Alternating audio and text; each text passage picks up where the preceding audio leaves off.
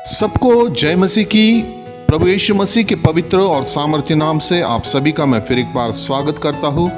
आज का हमारा विषय है उद्धार मुफ्त क्यों है। मोक्ष मुफ्त क्यों है।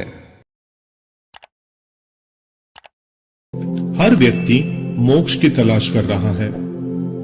हर धर्म मोक्ष की आवश्यकता बताता है। यह संसार मनुष्य की आखिरी मंजिल नहीं है।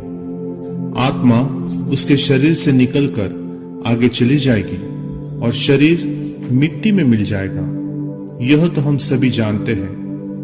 मुक्ति, मोक्ष, उद्धार या स्वर्ग प्राप्त करना तो हर व्यक्ति चाहता है।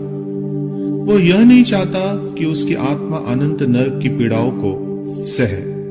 इसलिए आने वाले कल से भयभीत होकर हर व्यक्ति मोक्ष की कीमत देने की कोशिश कर रहा है। धनवान अपने धन से, गरीब अपने श्रम और कर्म से, और बुद्धिजीवी लोग अपने ज्ञान और समझ से मोक्ष प्राप्त करने की कोशिश करते हैं। दोस्तों, क्या हम उस परमेश्वर को जिसने मनुष्य की और इस सृष्टि की रचना की है, उसी की सृष्टि में से निकालकर मोक्ष की कीमत दान दक्षिणा के रूप में दे सकते हैं? क्योंकि यह सब कुछ तो परम परमेश्वर का है। परमेश्वर के महान ब्रह्मांड में पृथ्वी एक धूल के कण के समान है और मनुष्य एक छोटे जीवाणु के समान। और अब सवाल यह है कि यह छोटा जीवाणु की तरह मनुष्य अपने घमंड और गर्व से इस असीमित सृष्टि के बनाने वाले परमेश्वर को अपने मोक्ष के लिए कुछ भौतिक वस्तु या धन या प्रयास या श्रम कीमत के रूप में देना चाहता है। यह तो उस अपराधी व्यक्ति के समान हुआ जो एक धनी राजा को 1 रुपया दान अपने अधर्म की कीमत के रूप में देकर खुश करना चाहता था। क्या इस रास्ते से मुक्ति की आशा है? आप मेरे साथ अवश्य सहमत होंगे कि यह रास्ता असंभव है।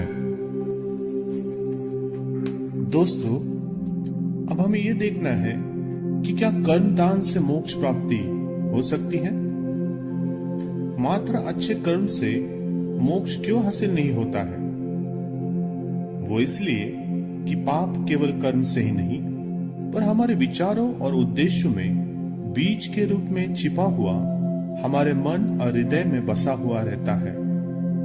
हत्या पाप का बाहरी फल है, पर इसका छिपा हुआ बीज क्रोध है। जैसे बलात्कार पाप का बाहरी फल है, पर इसके छिपे बीज कामुकता और वासना के गंदे विचार हृदय में है। चोरी पाप का बाहरी फल है, पर इसका बीज लालच के रूप में हृदय में है। तो परिणाम यह है कि फल रूपी कर्मों के सुधार से या निवारण से पाप का बीज जो हमारे हृदय और मन में है वह नहीं निकलता है। पापी विचार और उद्देश्य जो हमारे अंदर है हमें पापी साबित करते रहते हैं। इसलिए अच्छे कर्म करके अपनी कोशिश या गर्व से मोक्ष प्राप्त करना एक गंदे बर्तन का बस बाहर से ही साफ करना और फिर से इस्तेमाल करने जैसा है। यह रास्ता संभव नहीं है। यह अंदर की बीमारी का बाहरी इलाज है। ऊपर ऊपर से तो हम अपने धर्म के, चाहे वो कोई धर्म ही क्यों ना हो, अच्छे भक्त लगते हैं, पर अंदर झूठ, अधर्म, क्रोध और लालच से भरे हैं। यह हमारी बाहरी आंखों से तो हमें नहीं दिखाई देता, पर परमेश्वर सब जानता है और देखता है।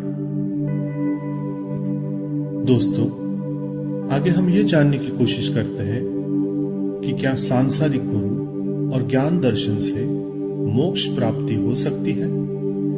बाइबल में लिखा हुआ है, यूहन्ना की पुस्तक इसका 3 अध्याय और 13 वचन में, कोई स्वर्ग पर नहीं चढ़ा, बस केवल वही जो स्वर्ग से उतरा है, अर्थात प्रभु यीशु मसीह।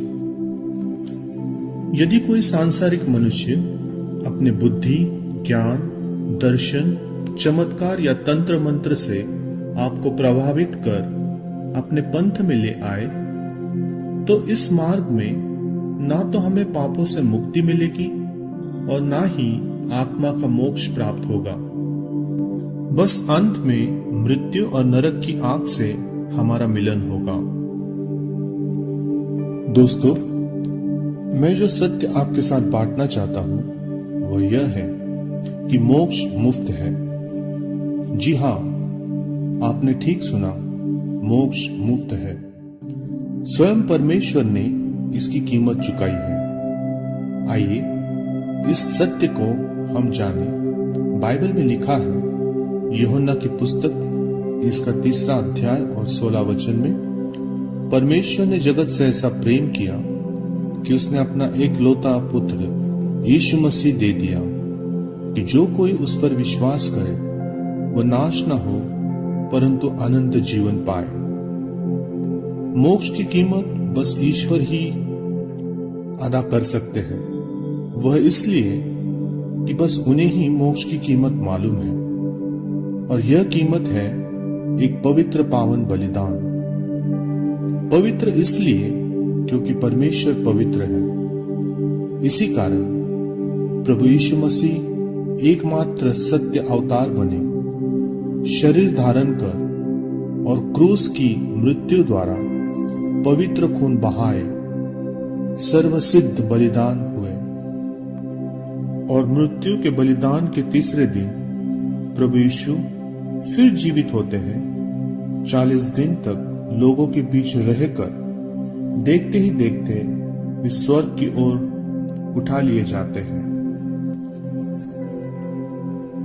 इस तरह प्रभु यीशु मार्ग, सत्य और जीवन बन हमारे मोक्षदाता बनते हैं और ईश्वर के प्रेम द्वारा मनुष्य की मोक्ष की कीमत अदा करते हैं। दोस्तों, यदि आप यीशु मसीह को मोक्ष प्राप्ति हेतु ग्रहण करते हैं तो मेरे साथ इस प्रार्थना को अवश्य दोहराएं। आइए हम मोक्ष हेतु परमेश्वर से प्रार्थना करें। प्रभु यीशु, मैं पापी मनुष्य हूं। मैं विश्वास करता हूं कि आपने मेरे पापों की और मोक्ष की कीमत अपने पवित्र खून से अदा की है। मेरे पापों को क्षमा करें, अपनी आत्मा के द्वारा नया जीवन दे और मुझे मोक्ष प्रदान करे। आमीन। परम पिता ने जगत से इतना प्यार किया, अपना इकलौता बेटा यीशु दिया। जो कोई विश्वास करे उस पर नाश न हो पर जीवन पाए अनंत। सुनो सुनो यह सत्य वचन, सुनो सुनो ईश्वर का वचन। सुनो सुनो यह सत्य वचन।